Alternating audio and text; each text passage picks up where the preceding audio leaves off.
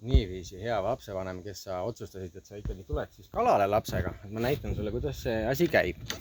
Et siin taga on selline mootor, siit käib käik edasi, vabakäik, tagasikäik. Gaas käib siit. Ja siin peal on selline mootori selline nupukene või selline täpp, et selle jätad siia.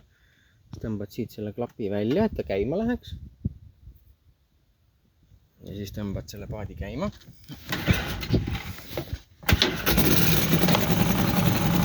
Ja põhimõtteliselt võib juba sõitma hakata.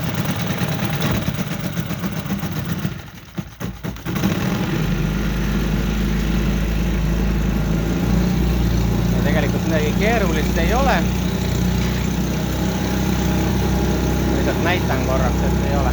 Ta tegelikult manööverdab päris hästi. Ja kui ma jõe peale jõuan, siis ma näitan sulle, et kuidas sa näed väga hästi juhtida seda paati. Ja väga hästi juhtida näeb niimoodi, et kui sa siin rahalikult istud serva peal,